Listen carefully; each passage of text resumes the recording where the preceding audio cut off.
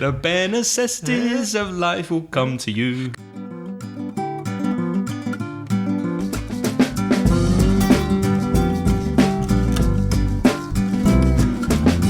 Hello everybody. If you're a new listener and this is your first time here, welcome. This is Aprender Inglés con Reza y Craig, episode 45. I'm Reza and next to me here is my good friend Craig. Hello Craig. Hi Reza, my good friend. How are you doing? Very well. And you? I'm very well, thank you. Now, what are we going to do this week? Well, we're going to help you improve your English as we do every week and take it to the next level. If you want to find out more about our podcasts, you can go to inglespodcast.com and you can study English free at mansioningles.com. Now, in this episode, 45, we're going to talk about, for example, bear, and bear. They're the same, aren't they? The three bears. Goldilocks and the three bears. Are they the same words? They're not. More will be revealed.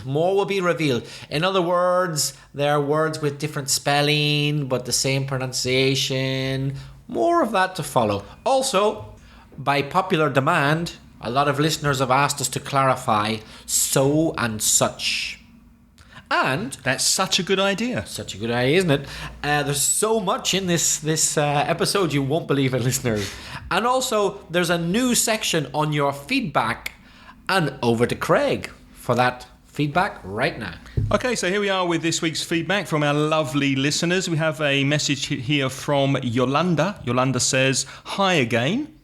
I couldn't bring you Vinaros fish."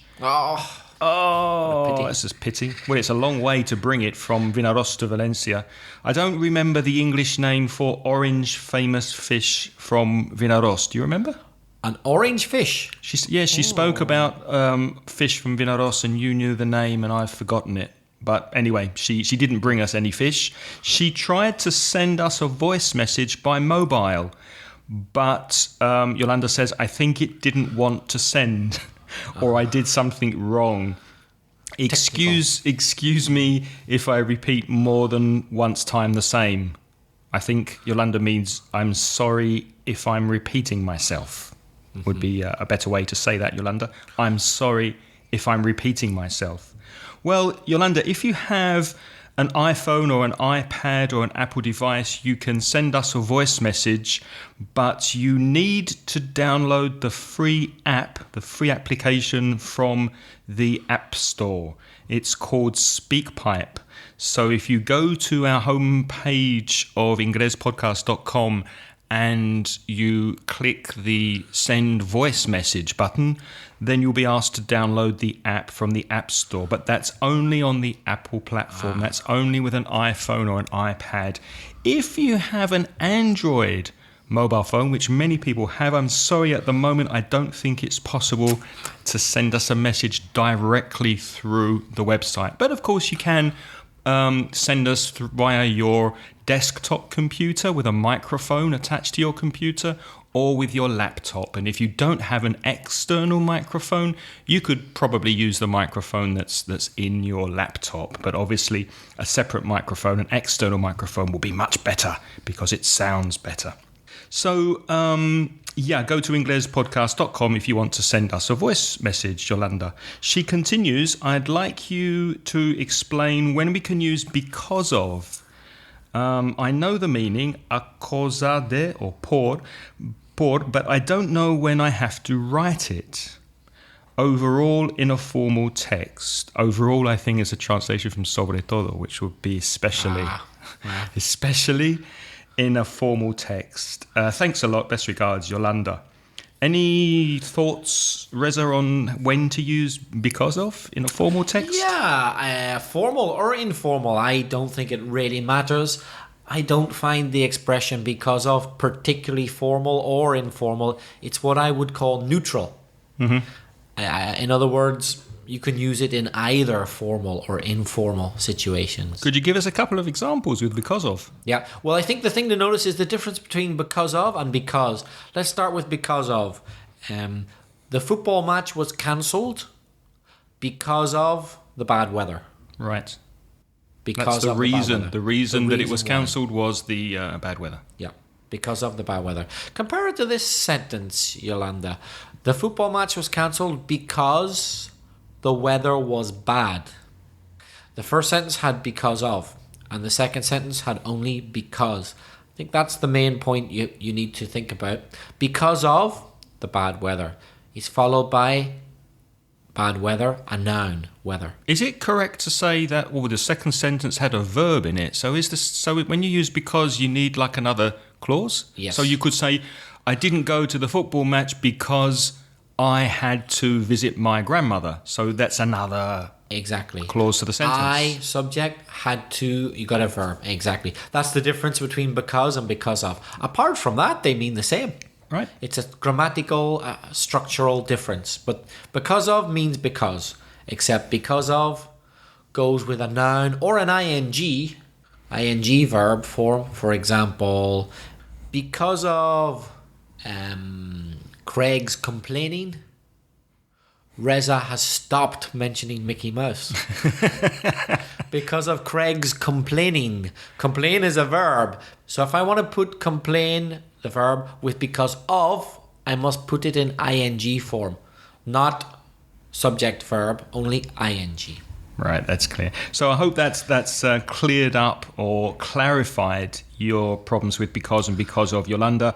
And thank you very much for your message. We have a couple of voice messages this episode, I'm pleased to say. And our first is from Mara, who I'm pleased you're sitting down, Reza.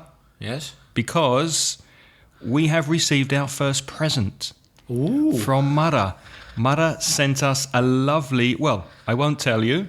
Listen to Mara. Listen to Mara's voice message. My name is Mara, the same Mara who met Craig in the street last Friday. It was a pity not to have more time to talk because I was in a hurry. I have brought a bar of Swiss chocolate for you this weekend in Zurich. I know that Reza likes sweets. It's not dulce de leche, but it's Swiss chocolate, the best in the world. I'll let you tomorrow at the British Council reception. I have a very important New Year resolution. I would like to improve my level of spoken English and my pronunciation, and I need your advice. I started the KL level in the British Council, but it is not that I want to or I need. That's why I gave up. And this year, there aren't any conversation group on my level. Could you give me any suggestion? Thank you very much for your podcast and la mansión del inglés. You are still the bee's knees. And another thing, the pronunciation of Hector is Hector, not Hector. Thank you very much.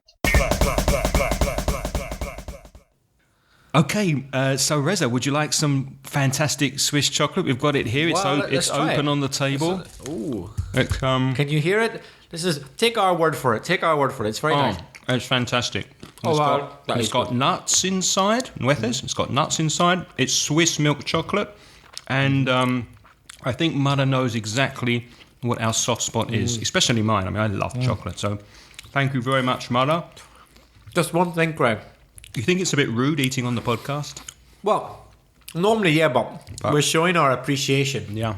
And if you are thinking of sending us something, we have no objection at all to receiving presents. I mean, don't feel that you would offend us in any way if you wanted to send us more chocolate. Well, just one thing worries me, Craig, though. What's that? This chocolate, very good quality chocolate. It's Swiss. It's Swiss.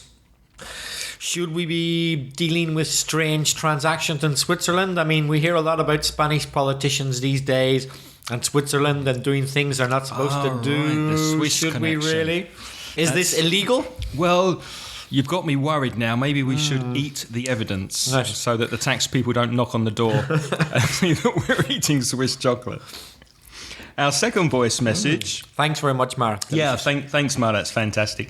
Our second. We didn't give Mara any advice on her English We've question. been enjoying your chocolate so much we forgot your question. Completely forgot. So, first of all, fantastic that you used one of the expressions that we've been teaching, bee's knees. So you are the bee's knees, Mara, for this present. And you asked how you could improve your conversation. Well, I know you live in Valencia, and I know that you have tried a couple of language exchanges in a couple of pubs, which I think we both agree is a good idea. It's a good thing to do. There are two websites that I would recommend for people who maybe don't have language exchange opportunities where they live. There's a website called italki.com,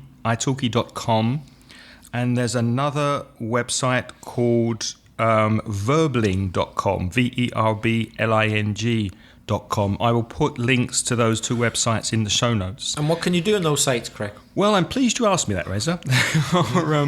They are sites where you can speak with other people around the world in any language you want to practice, and initially it's free. So when you first go there and you register, it's a free service, and they do have paid options if you'd like to maybe speak to a professional teacher. But if you just want to chat and practice your English online with somebody more or less at your level, then I'd suggest you try those websites, and they may be useful for you. But of course you need a computer, you need Skype, and you need a microphone. Would you like to add anything to that, or shall we move on? I'd just like to say that I'm going to try it myself to practice my French. I recently did a placement test in French, and I discovered I'm B1. Comment ça va? Bien, merci. Et toi? Bien. Le chocolat est délicieux, non? Let's get back to the English. This is an English podcast. Our second voice message is from Alejandra from Mexico. How cool! Wow. How cool is that to have a listener in Mexico? So here's Alejandra. Hi, my name is Alejandra Vega. I'm Salvadorian and I live in Mexico City. This is the first time I do this. I study English since I was in primary school, and I always wanted to listen to podcasts, and I really love yours, Craig. You're funny, and your website has marked my life since I was a little child, and I don't know what to say. This is exciting. I want to listen my comment in your podcasts, and maybe another time I'm going to send another one with my friends, because we're going to Seattle and we want to practice our English, and I don't know, this is so exciting. You cannot see the smile on my face, but I'm really happy. Thank you. Thank you very much, Alejandro, for sending us that voice message, and you sound very clear on your message. Very nice pronunciation. Very good English, and we hope you have a wonderful time when you go to Seattle with your friends. And if you would like to get together with your friends and send us another one, then please do. We're always happy to get voicemail messages from our listeners. Moving on to grammar and so and such. We've had a question asking about the difference between so and such, which is sometimes confused in English. So and such, the difference. Well, we use so and such often to give emphasis to things. So I can say, for example, here in Valencia, it's a cold day. Or, for emphasis, it's such a cold day. Or I can say, it's cold today, or it's so cold today. So when do you use so? Yeah, Craig, can I just stop you? Did you notice you said so there without even meaning to? A completely different meaning of so. Did In I? fact, you've done it twice already. What did I say? You said so. The other meaning of so, which is no meaning whatsoever. Entonces. Yeah. So is used as a word which means nothing. It's like in Spanish when you say pues, and you go on. Craig has done that twice already, I think without even thinking. Yeah, you're right. And I think, I'm pleased you mentioned it, because I've recently been watching some online videos, and the guy in the video uses so a lot, and I think I've subconsciously noticed that, and I've started to say so myself. Yeah, thank you for mentioning that. That's something I'd like to stop. So, Yes. Use so before adjectives or adverbs when there's no noun. For example, she's so pretty. It's so cold. She's so pretty. Ella es tan guapa, or tan linda if you're in Argentina. So it's so plus adjective. You can also use so with an adverb. You can say he speaks so quickly. Habla tan rápidamente. So plus adverb. We can also use so with words like much, little, and few. We can say you shouldn't smoke so much. No debe fumar tanto. Or Craig shouldn't say so much. Or there's so little time.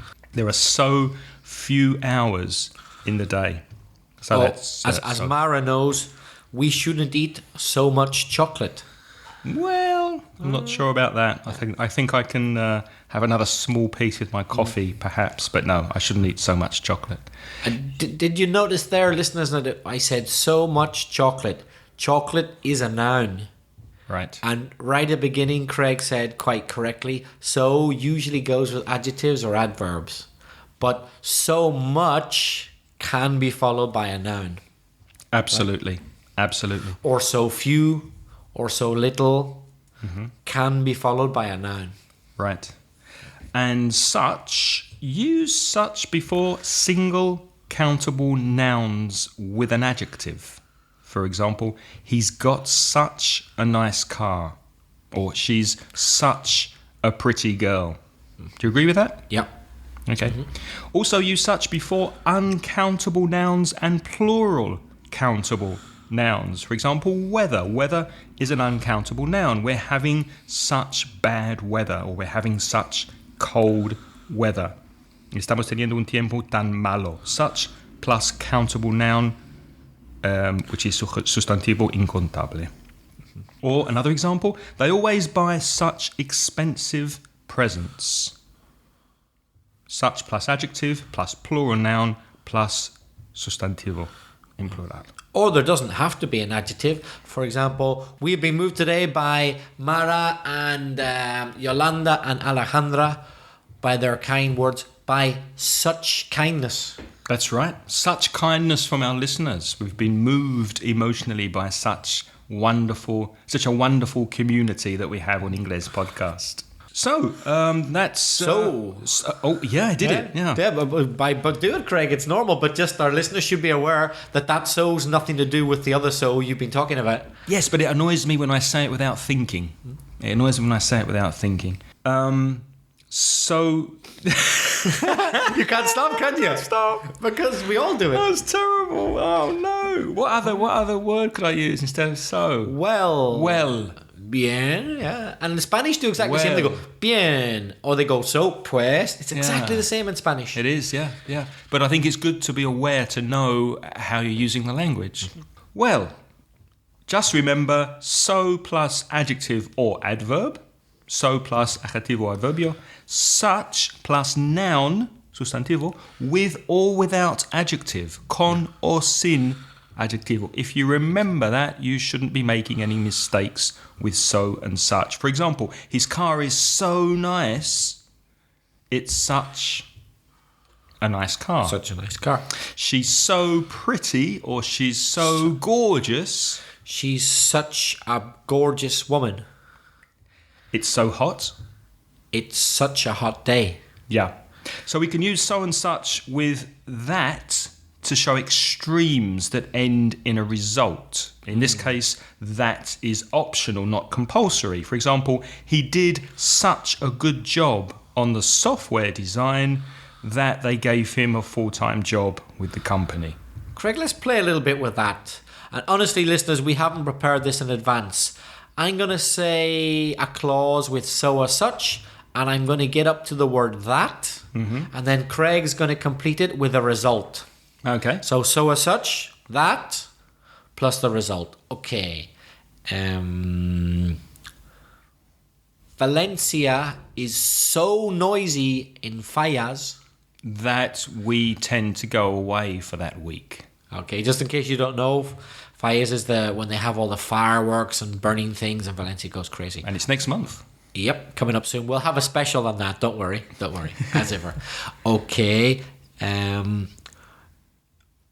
Reza spoke so much about Mickey Mouse that I banned speaking about Mickey Mouse on the podcast. Yeah. Sorry, I've just broken the ban, haven't I? Okay. I didn't ban it. Okay. Our listeners are so faithful to us that it's a real pleasure to do this podcast for them. Moving on to vocabulary, and this week I thought we could answer a question that we got in an email around the words bear, the noun, B-E-A-R, to bear, the verb, B-A-R-E, and to bear, the verb, B-E-A-R, because the pronunciation is the same, but the meaning is different, and they are sometimes confused. So the easy one is the noun, the big growly creature, like Winnie the Pooh or Paddington. Have you got a favourite bear? Who's your favourite bear? I loved Paddington when I was a kid. By the way, I don't know if listeners know Paddington because it's a very British thing. Spanish listeners might not be so familiar with Paddington. He's the bear with the marmalade sandwich under his hat. A suitcase and marmalade sandwiches. Yeah. And this might amuse our listeners. Apparently, he was from darkest Peru. Really? Darkest, deepest Peru. Do you remember? No. At the beginning, he said, Paddington Bear from deepest, darkest Peru. I've never met a Peruvian in my life with such a standard English pronunciation. But because Paddington spoke a little bit like that, but apparently he was from Peru. I was never a Paddington fan. It wasn't. I never read any Paddington books. I knew of Paddington, but he's a very English bear. Very English. I reckon there's more chance that our listeners have heard of Winnie the Pooh. He's more international, I think. Yeah. What about Rupert the Bear? Rupert the Bear. I'm not sure if Spanish listeners would know him. My favourite bear is Baloo from the Jungle Book.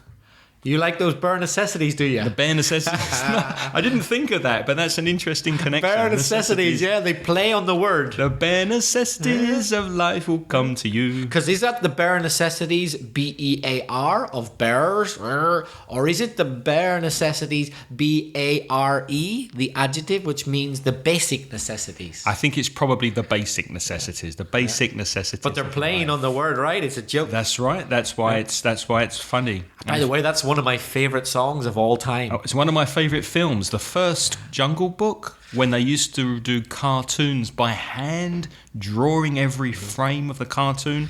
That's my favourite. I think I saw that film 12 or 13 times at the cinema when I was a kid.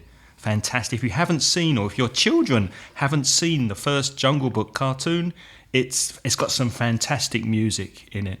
Fantastic songs. So remember not to confuse the pronunciation of bear with beer, cerveza.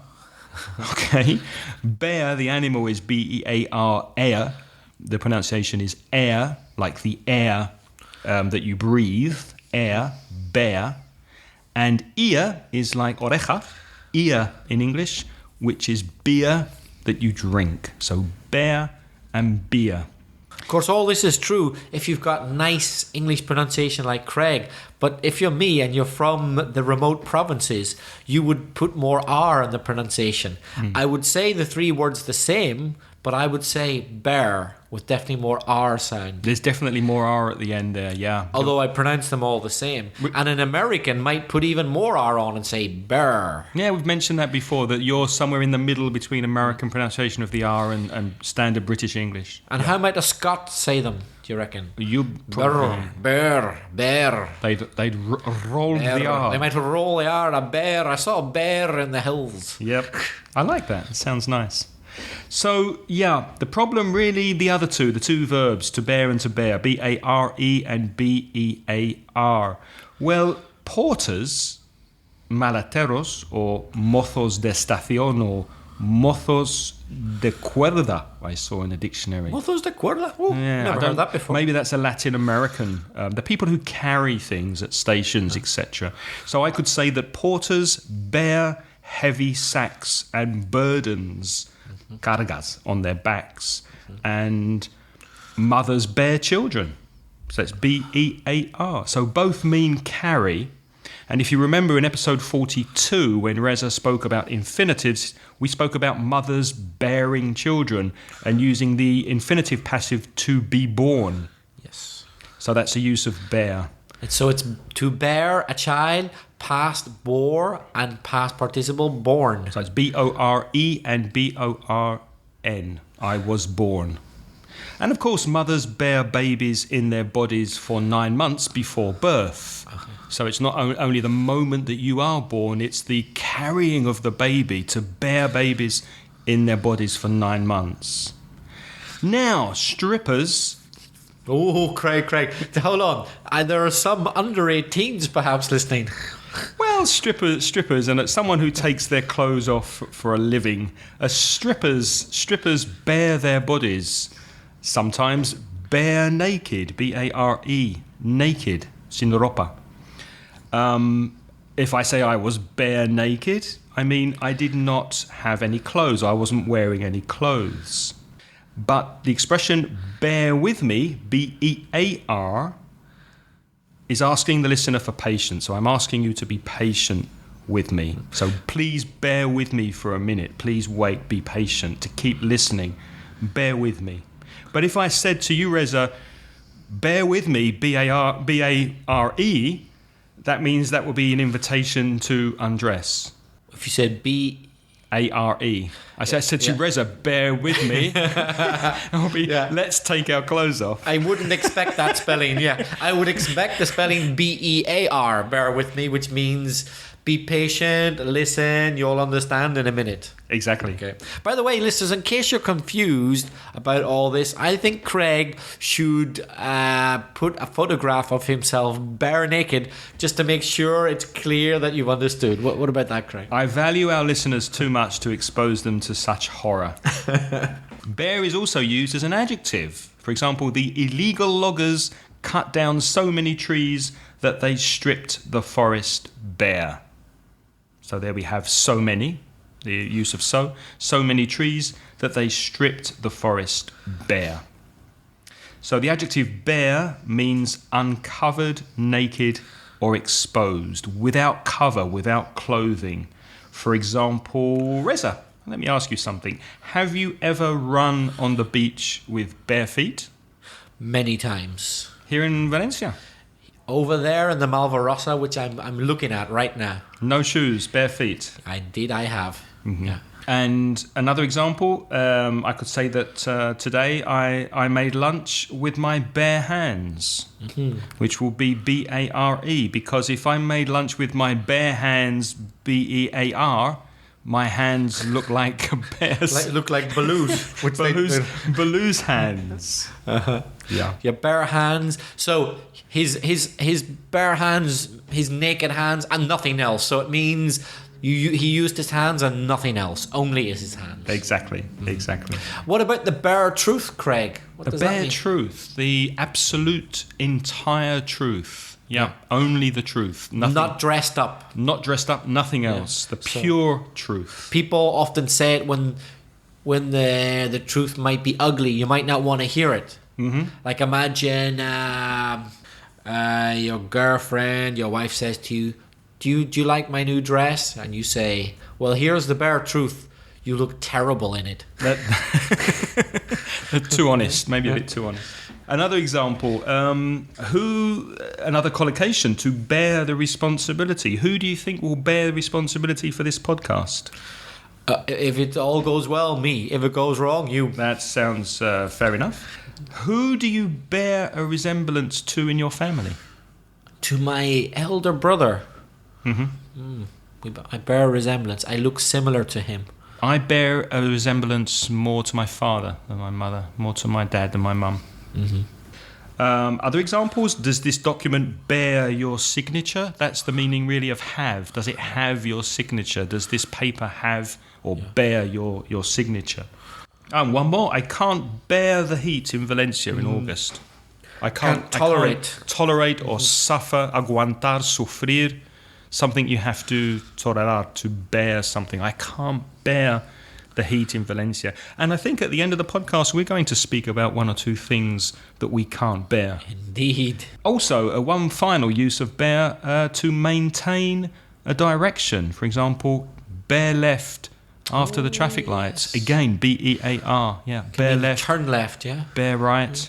Or keep to the left.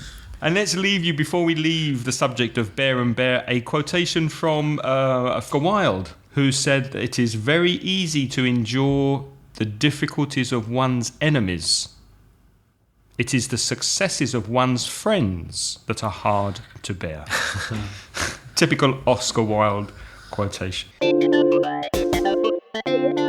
Okay, moving on to a new section of the podcast that we'd like to introduce called Weekly Windups. Weekly windups. Weekly windups. I just wanted to mention before we go any further that there's another very common expression in English, an idiom, which is a pet hate. A pet hate is something that winds you up, something that really irritates you. But we're not going to use that title because we didn't want to confuse people. We didn't want people to think that we were saying we hate pets like dogs and cats. We don't. We love pets. But I just want to explain that a pet hate is an idiom which means something which annoys you personally very much. Okay? You could also say pet peeves. That's quite common in English, but it's also not something that I think if we called it a wind-up, it's a phrasal verb and it's maybe easier to... Yeah. It's more useful for the listeners. So you can say a pet peeve, a pet hate, but we've decided to call this a wind-up, which to wind up means to annoy, to irritate, to bother. In Spanish, fastidiar, disgustar, molestar. So things that really, really annoy us, which gives us an opportunity to complain. Which we love. Which we love doing. And hopefully you will also think of things that you do not like, and you could send us a voice message and feel better about getting it out and complaining about things that that really bother you. So Reza, what did you think of? What really winds you up? Okay, a classic one amongst many British and Irish people. You might well have the same, Craig, I don't know. Queue jumpers. Oh, yeah. People who jump the queue. That really winds me up. I imagine many British and Irish people feel the same. Why do I say British and Irish? Well, because in those countries there's a very long and established and generally well observed tradition of staying in the queue. Mm-hmm. Don't jump it. You've got your place and you've just got to wait. It's only good manners to let the person that's arrived before you go first. Yeah. And they say that in Britain, if there's only one British person at a bus stop, they will make an orderly queue of one. Exactly. Mm-hmm. Yeah. Typical places where people jump the queue, or I would also say bunk the queue. Yeah, B-U-N-K. Have you? I wouldn't say that. Oh, might be a Belfast thing. Mm-hmm. Maybe have to edit jump the that. queue. Jump the queue. For example, a classic. You're in the supermarket queue. You've been there a long time already, but you're getting close to the checkout. It's nearly your turn, finally. What happens? The checkout girl decides she has to close. So they make an announcement. They say, please go to the other checkout over there, number 5. And they'll say in Spain, en orden de cola. They'll say in Mercadona, Valencia. I mean, in the same order that the queue's in now, in order de cola. But they don't do that, do they? But people don't. Many people just jump. So the person at the back of the queue ignores that bit about stay in the same order in the queue, por orden de cola, and they go first. That drives me crazy. Because they know they're doing it. And they were told not to do it. But they do it anyway. It drives me crazy. Yeah, me too. And this isn't my weekly wind-up, but I want to mention it anyway because you said about being at a checkout queue. One thing that really bothers me waiting to pay, the people that get to the end and everything's ready and their shopping's ready and it's gone through the checkout, but they don't have their money out.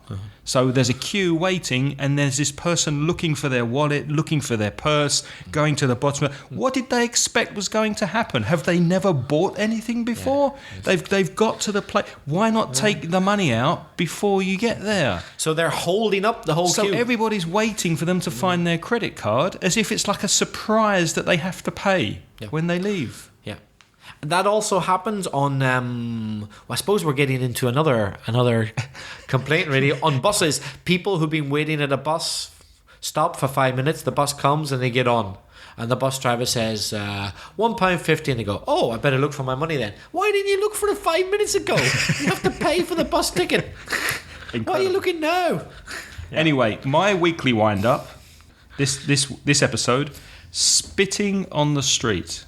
Ooh. To spit is escupir, and not only people who spit on the street, but when they clear their throat in public. So there's this horrible. I'm not going to do it because it disgusts me. I'm not going to do it on the podcast. But you know when you make the noise in your throat before you spit. Yeah. And the other day I was walking back from the gym, and a man in front of me spat on the pavement and nearly spat on my shoe.